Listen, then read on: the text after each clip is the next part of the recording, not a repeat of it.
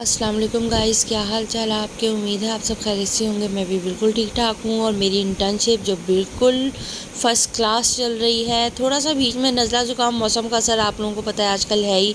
Working day के बाद जो वीकेंड होता है वो इंतहाई मसरूफ़ होता है। ये है मेरे पास गैस का वॉल। आपको पता है कि अब्बू जो हैं वो ज़ईफ़ हैं, वो काम कर नहीं सकते हैं, तो काम सारे वो मैंने ही करने होते हैं। तो बस ये जो है ना, गैस के वॉल को मैंने डिस्ट्रीब्यूट करना था। हाफ़ गैस जो है वो जनरेटर में देनी थी और हाफ़ गैस जो है वो देनी थी गीज़र के अंदर, क्योंकि सर्दियां आ चुकी हैं कराची वालों के लिए और ठंडे पानी से अब नहाना बिल्कुल इम्पॉसिबल है। तो अच्छा, ये मैं ना पाइप मुझे थोड़ी सी ख़राब लग रही थी, तो मैंने ना ये कटिंग करने की कोशिश की, जिससे मैंने हाथ तो ज़ख्मी किया ही किया, लेकिन पाइप कटिंग हो गई। अब्बू पीछे खड़े होकर गाइड कर रहे थे थोड़ा थोड़ा सा, और थोड़ा सा जो मुझे जो है ना वो मुझे समझ में नहीं आ रहा था, वो फिर मैंने अपने कज़न को फ़ोन किया कि भाई थोड़ा सा मुझे इसको गाइड करो, तो उसने मुझे गाइड किया, तो मैंने वो आराम से काम जो है कर लिया। और यही जो है ना, मैंने जब बंदे को फ़ोन किया कि भाई ये काम आके सिर्फ डिस्ट्रीब्यूशन है वो कर दो, तो उसने मुझसे बोला कि जी 1500 रुपये लगेंगे। तो मैंने कहा 1500 रुपये देने से बेहतर है कि मैं थोड़ा सा अपना दिमाग खुद ही लगा लूँ और ख़ुद ही कर लूँ। तो बहरहाल ये वॉल जो है वो क्योंकि पिछले साल का पड़ा हुआ था, मैंने डायरेक्ट सिर्फ जनरेटर में गैस दी हुई थी, तो इसमें थोड़ा सा जंग जंग सा लग रहा था। तो जो है अब्बू बोलने लगे इसको ऑयलिंग करो। वो पीछे खड़े होकर मुझे गाइड कर रहे थे, तो वो मैंने गाइडेंस पूरी ली। उसके बाद ये सारा मैंने ऑयलिंग करी है सारे वॉलों को। अच्छा, इसको टी बोलते हैं, जो बेसिकली डिस्ट्रीब्यूशन होती है कि टी जैसे एक वन साइड जो है वो जनरेटर में चली जाएगी, अनदर साइड जो है वो चली जाएगी, जैसे ये दूसरी साइड चली गई गीज़र के अंदर, और फिर ये तीसरी साइड जो है ना वो मेन गैस से कनेक्ट हो जाएगी।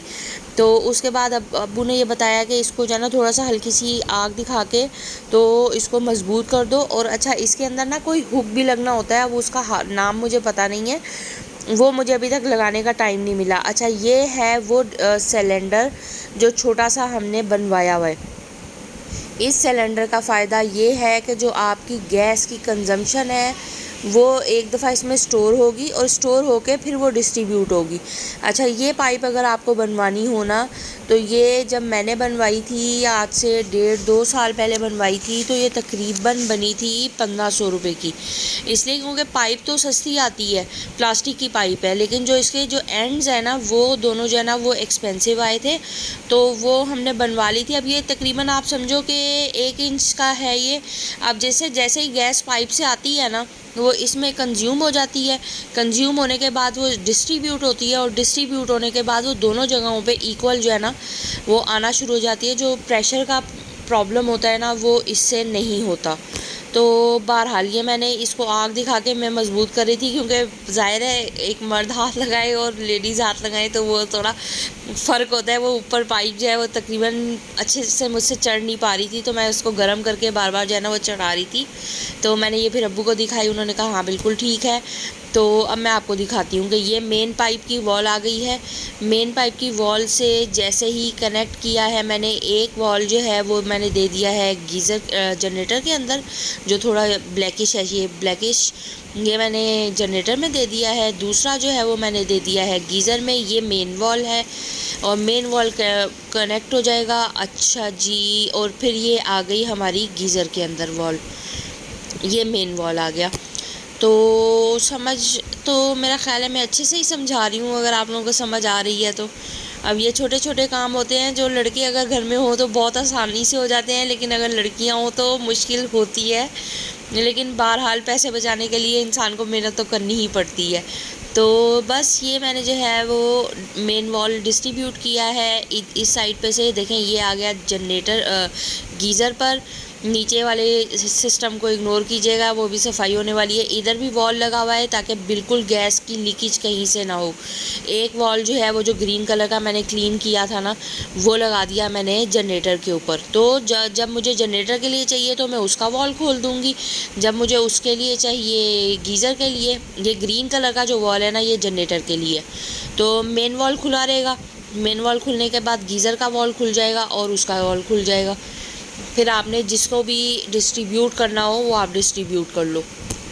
अब मैंने इसको पूरा जो है ना रैप करके अच्छे तरीके से जो है ना वो पाइपों को कनेक्ट किया है, ताकि जो है ना सारा सिस्टम समझ में आ जाए, क्योंकि घर में बाज़ दफ़ा अम्मी को या अब्बू को ऑन करना पड़ता है तो वो कंफ्यूज ना हो।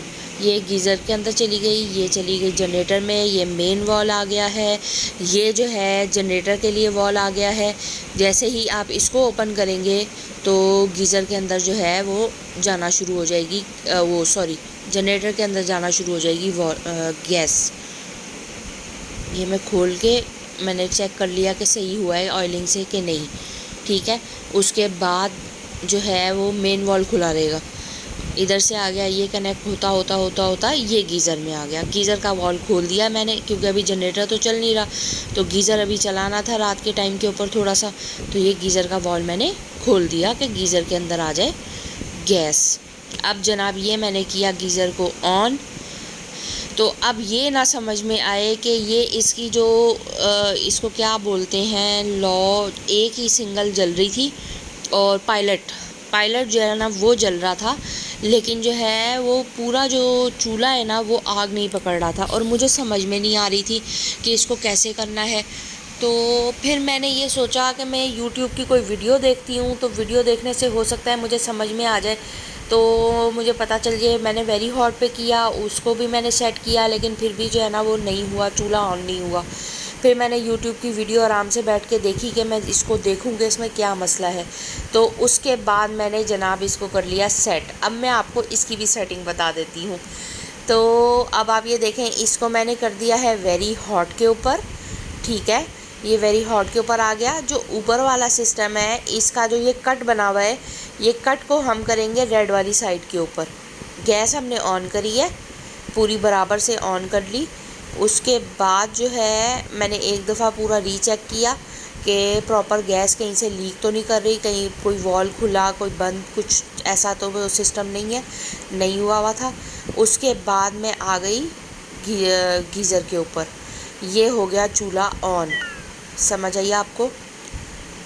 अब आप ये देखें कि YouTube की वीडियो ने मुझे बहुत ज़्यादा साथ दे दिया। ये कट को जो है ना पहले मैंने किया था उस साइड के ऊपर, रेड वाली साइड के ऊपर, क्योंकि वो जब प्रेस करके रखो, उसको प्रेस करना पड़ता है छोटे वाले बटन को, तो पायलट ऑन होगा।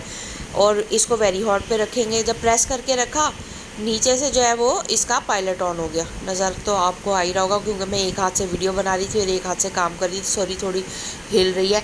उसके बाद आप इसको दोबारा वापस उसी पोजीशन के ऊपर ले जाएंगे, ये पोजीशन पे लेके गए, ये देखें पूरा चूल्हा जो है वो ऑन हो गया।